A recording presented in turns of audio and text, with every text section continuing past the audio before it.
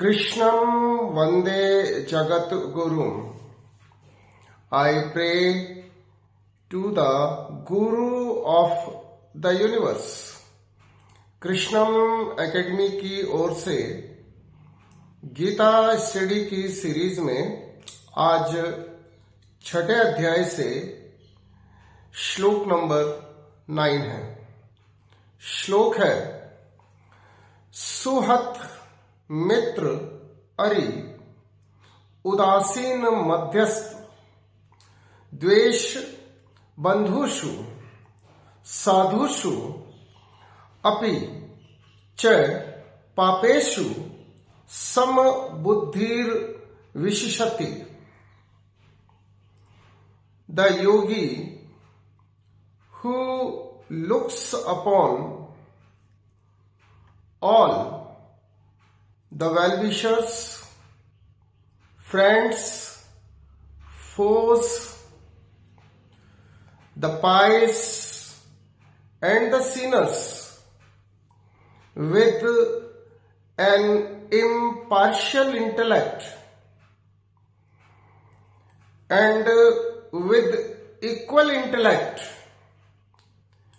is considered to be distinguished among the humans.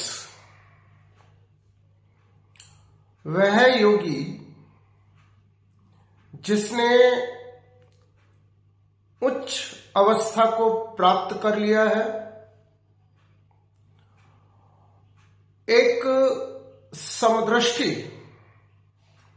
विकसित कर ली है, समदर्शी बन गया है और चाहे शुभचिंतक हो, मित्र हो, शत्रु हो, उदासीन हो, पापात्मा हो या पुण्यात्मा हो, सभी को समान दृष्टि से देखता है। ऐसा योगी मनुष्यों के बीच में विशिष्टता प्राप्त योगी माना जाता है। इस श्लोक में अर्जुन को और अर्जुन के माध्यम से हम सबको भगवान समझाना चाहते हैं कि ये संपूर्ण विश्व, इसका कण कण, ये संपूर्ण ब्रह्मांड, इसकी हर वस्तु, हर प्राणी मेरा ही स्वरूप है। The whole universe is the manifestation of the Supreme. चाहे शत्रु हो, चाहे मित्र, चाहे पुण्यात्मा हो या पापात्मा, चाहे कोई व्यक्ति अच्छा हो या बुरा, वास्तव में सभी परमात्मा की रचना है। संपूर्ण सृष्टि परमात्मा की रचना है।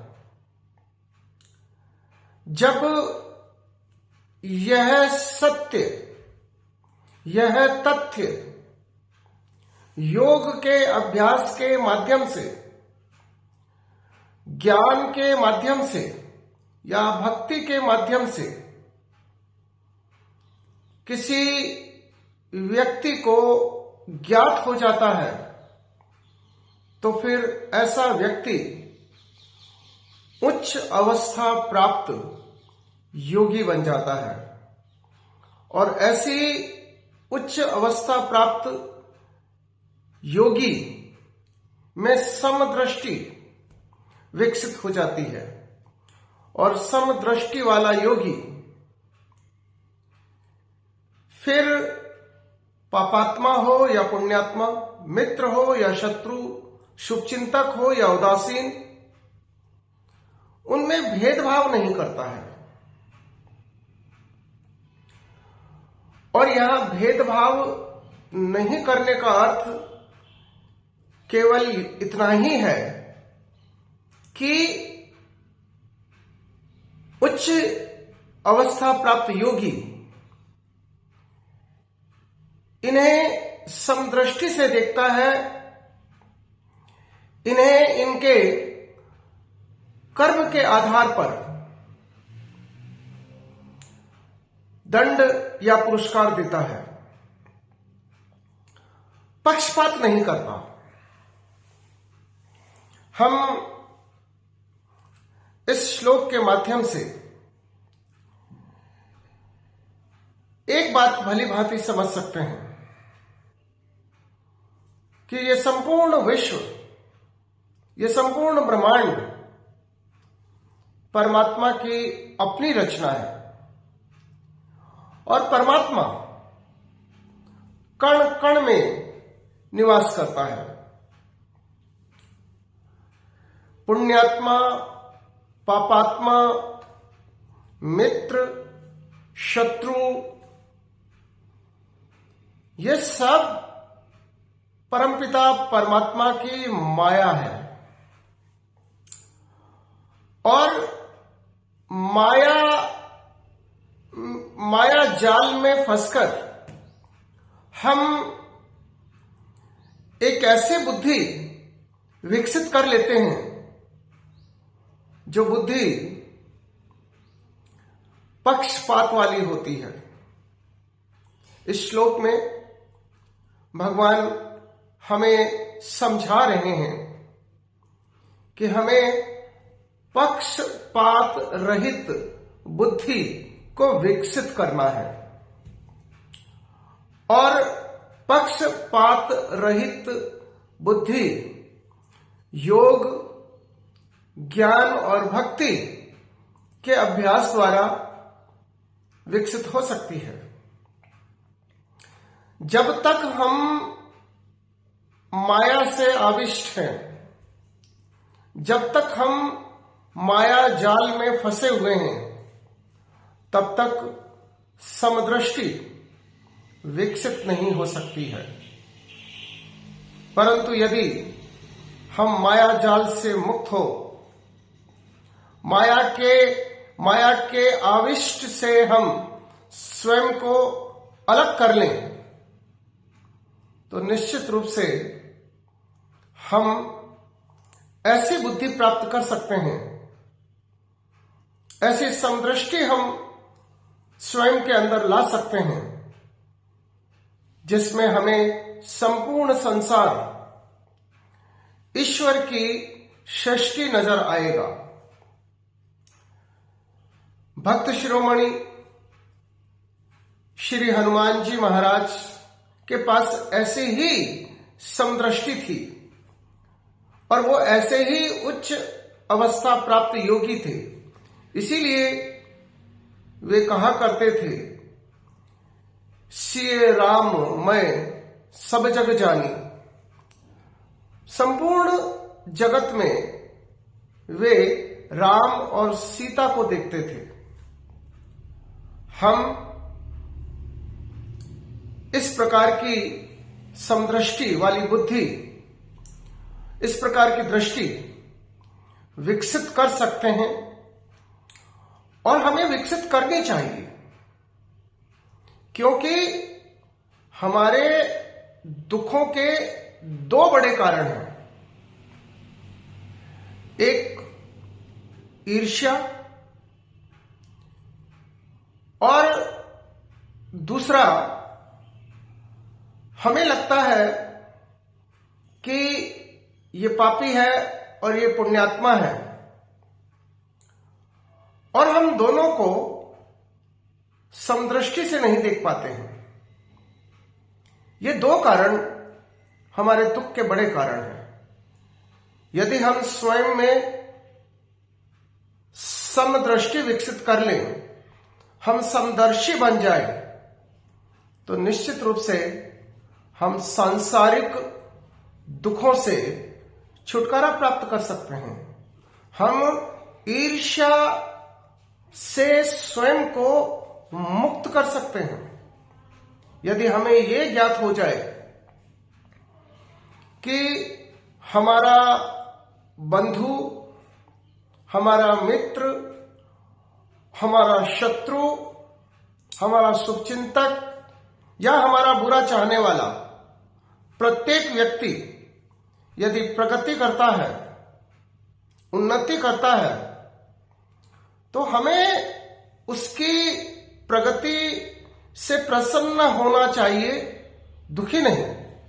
क्योंकि ये सभी लोग परमात्मा के ही अंश हैं और इन अंशों के रूप में जो प्रगति हो रही है वह परमात्मा की प्रगति है। ये छोटी सी बात अगर हमें ठीक से समझ में आ जाए तो हम विमत्सर, ईर्ष्या रूपी सबसे बड़े दुख से हम छुटकारा प्राप्त कर सकते हैं, हम इससे मुक्त हो सकते हैं। और यदि हम समझ लें कि पापात्मा, पुण्यात्मा, मित्र, शत्रु ये सब माया है, वास्तविकता ये है कि कण कण श्री कृष्ण का है। ये तथ्य, ये सत्य यदि हमारी समझ में आ जाता है, हमारी मानसिकता में, हमारे माइंड में सेट हो जाता है, तो मैं ये कह सकता हूं कि हमारे दुख का कोई कारण नहीं बचता है। परंतु जब तक हम मोह जाल में, माया जाल में फंसे रहेंगे, तब तक सांसारिकता हमें दुख देती रहेगी। और सांसारिकता को छोड़कर यदि हम आध्यात्मिकता की ओर आगे बढ़ेंगे, यदि हम अपना ध्यान अपने परम पिता पर रखेंगे और हम अपनी सोच में अपने भगवान को रखेंगे, तो निश्चित रूप से हम समदृष्टि वाले व्यक्ति बन सकते हैं, उच्च अवस्था प्राप्त योगी बन सकते हैं और सांसारिक कष्टों से, सांसारिक दुखों से, पीड़ा से स्वयं को मुक्त कर सकते हैं। हम सदा सुखी रह सकते हैं। समस्या यह है कि माया हमको सत्य को समझने नहीं देती है। हम माया में उलझ करके रह जाते हैं। इस भटकाव और इस माया जाल से मुक्ति के लिए हमें प्रयास करना चाहिए। और ये इस प्रकार के प्रयास, इस प्रकार के अभ्यास योग, ज्ञान, भक्ति और सद्कर्म हो सकते हैं। जय श्री कृष्ण।